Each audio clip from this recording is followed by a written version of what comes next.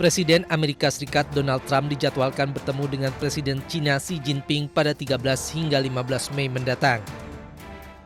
Perundingan kali ini akan membahas sejumlah isu strategis. Diskusi juga diprediksi akan mencakup konflik Iran, senjata nuklir, dan Taiwan. Juru bicara Kementerian Luar Negeri China Guo Jiakun mengkonfirmasi rencana kunjungan ke negara tersebut. Kedatangan Trump disebut atas undangan Presiden China Xi Jinping. 应国家主席习近平邀请，特朗普总统即将对中国进行国事访问。这是中美两国元首继去年10月釜山之后再次面对面会晤，也是美国总统时隔9年再次访华。习近平主席将同特朗普总统就事关中美关系以及世界和平与发展的重大问题深入交换意见。 元首外交对中美关系具有不可替代的战略引领作用，中方愿同美方一道，秉持平等、尊重、互惠的精神，扩大合作，管控分歧，为变乱交织的世界注入更多的稳定性和确定性。 Sementara itu, Donald Trump menyatakan memiliki hubungan baik dengan China.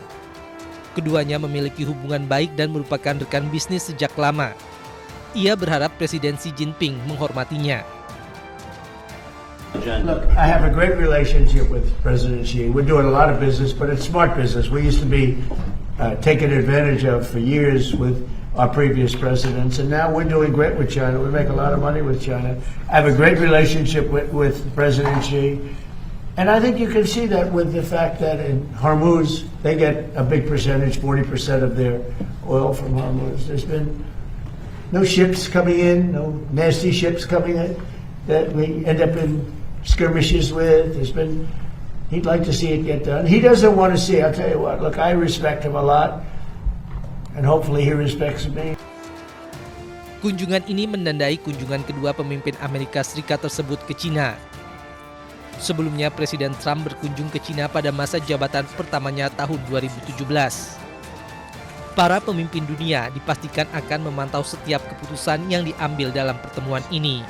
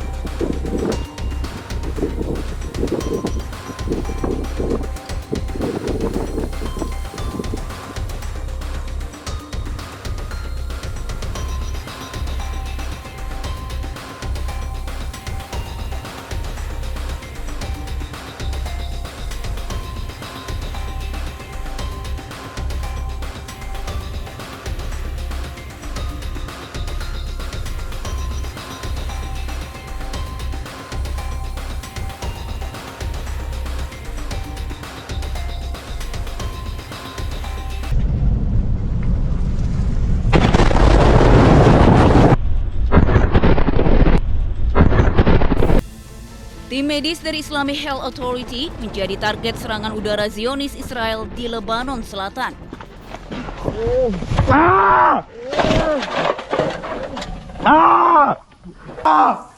Buasan! Buasan akan makara! Ya Allah! Serangan terjadi saat tim medis memeriksa lokasi serangan sebelumnya di Jalan Harov Tol, Lebanon Selatan. Serangan membuat ambulans mengalami rusak parah. Sementara sejumlah para medis di dalam ambulans luka-luka. Buasan! Buasan akan makara! Ya Allah!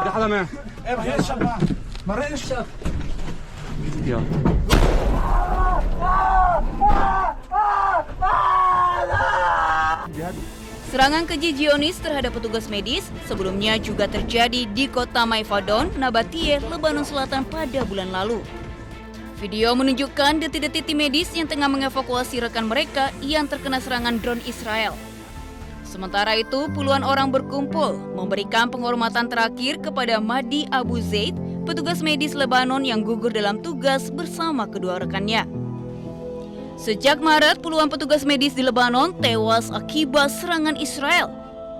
Lebanon pun mengutuk serangan tersebut karena melanggar hukum internasional.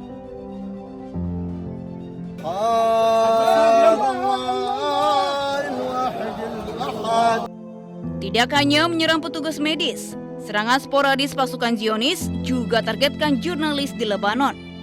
Di Al-Baisaria, Lebanon Selatan, peti membawa jenazah Amal Khalil diarak ratusan pelayat.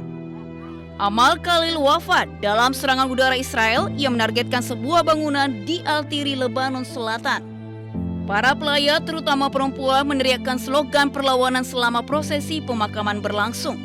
Rekan-rekannya mengenang Khalil sebagai sosok yang berperan besar membantu peliputan di Lebanon Selatan. Di Gaza, jurnalis Muhammad Wisah, koresponden Al Jazeera Mubasir, wafat bersama seorang warga setelah mobil yang dikendari Wisah terkena tembakan rudal dari drone Zionis. Kendaraan ludes terbakar dengan puluhan orang terluka karena ledakan. Palestinian Journalist Syndicate mendesak penyelidikan internasional yang independen dan transparan, serta perlindungan bagi jurnalis yang masih bekerja di Gaza di tengah risiko yang meningkat.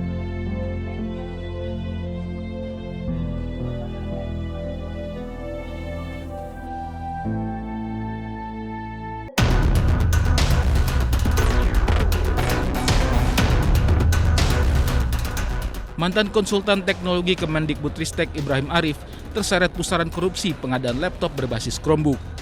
Ibrahim dinilai jaksa ikut memberikan kajian teknis terkait penggunaan laptop Chromebook periode 2020-2022.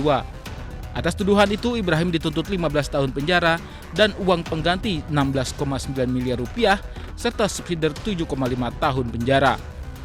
Namun Ibrahim Arif membantah tuduhan jaksa dan menduga adanya upaya kriminalisasi. Dugaan kriminalisasi muncul lantaran Ibrahim merasa tak pernah terlibat langsung dalam pengkajian pengadaan Chromebook, melainkan hanya sebatas pemberi masukan tanpa wewenang pengambil kebijakan.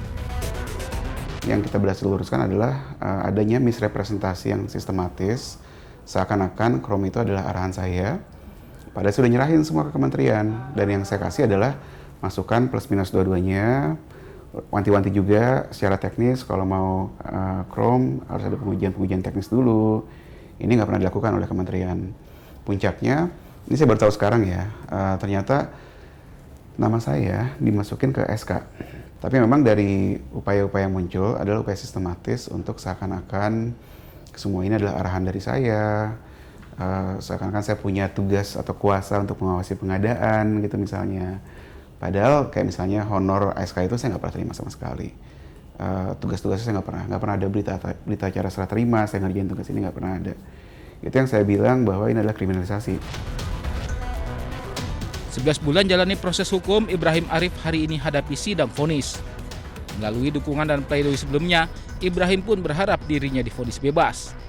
Apalagi segala tindakan yang ia lakukan murni hanya untuk membantu negara. Tentunya saya berharap bebas di sini. Dan harapan saya bebas juga adalah bukan hanya untuk saya pribadi, tapi untuk bisa ngeset sebuah preseden atau jurisprudensi bahwa profesional yang membantu negara ya, dan mereka banyak yang lewat sebagai konsultan, itu tidak seharusnya dikriminalisasi seperti ini. Karena dari hukum tata usaha negara dan segala macam itu jelas, tanggung jawab itu ada di pejabat, bukan di konsultan gitu. Kalau misalnya ini seperti ini kejadian ya, maka ya nggak ada lagi yang berani gitu bantu negara. Penetapan HPS. Selain Ibrahim Arif, Kejaksaan Agung juga menetapkan 4 tersangka lain dalam kasus dugaan korupsi laptop Chromebook, termasuk mantan Mendikbudristek Nadiem Makarim. Proyek pengadaan Chromebook diduga tidak sesuai kebutuhan sekolah dan menyebabkan kerugian negara mencapai 2,18 triliun rupiah. Dari Jakarta, Tim Liputan iNews melaporkan.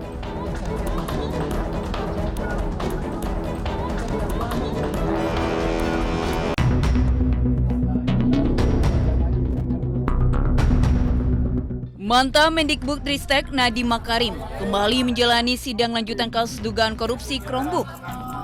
Agenda sidang kali ini adalah pemeriksaan Nadiem sebagai terdakwa. Saat ditanyai Ketua Majelis Hakim terkait kondisi kesehatannya, Nadiem mengaku masih dalam perawatan dan akan menjalani operasi pada Rabu mendatang. Majelis Hakim akhirnya mengabulkan permohonan tahanan rumah terdakwa Nadiem Makarim. Akhirnya itu mengucapkan alhamdulillah, syukur saya kepada Allah. Saya ingin berterima kasih kepada majelis saya mundur kemanusiaan mereka untuk sudah memberikan pengalihan status menjadi tahanan rumah, di mana saya bisa menjalankan operasi saya segera dan bisa pulang ke lingkungan yang steril. Sementara itu, Rocky Gerung turut menghadiri sidang pemeriksaan Nadiem sebagai terdakwa. Nadiem Makarim menghampiri dan memeluk Rocky di ruang sidang sebelum menuju kursi terdakwa. Rocky menilai jaksa kelelahan menghubungkan fakta menjadi bukti atas apa yang dituduhkan ke Nadiem. Saya kira jaksa pintar, tapi dia kelelahan untuk menghubungkan fakta untuk jadi bukti itu. Bukti untuk jadi tuduhan, di situ dia gagal saya kira. Saya lihat bahwa misalnya bagaimana menghubungkan antara satu kecemasan bahwa saudara Nadiem kok membawa masuk tim khusus. Bukankah itu fungsi dari kementerian? Sebetulnya seorang menteri kalau dia lihat kementeriannya bodoh, ya dia bawa yang pintar kan mudah aja. Nah, itu. Menyikapi pernyataan Rocky Gerung, jaksa penuntut umum menilai Rocky hanya menyaksikan jalan persidangan sesaat sehingga tidak bisa menganalisa proses persidangan secara keseluruhan. Sidang 5 bulan, nonton 1 jam, 2 jam, langsung buat statement. Jasa, ya kan? Bagaimana dia bisa menganalisis sebuah peristiwa fakta hukum dengan alat bukti? Justru orang-orang luar itulah yang menjadikan sarana bagaimana Pak Nadiem ini memaksakan untuk menggunakan krom. Seperti itu. Sebelumnya, Nadiem diproses hukum atas dakwaan korupsi yang merugikan keuangan negara senilai 2,18 triliun rupiah terkait pengadaan laptop Chromebook di lingkungan Kemendikbudristek 2019-2022. Nadiem diduga telah menerima uang sebesar 809,59 miliar rupiah dari PT AKAB melalui PT Gojek Indonesia. Tim Liputan iNews melaporkan.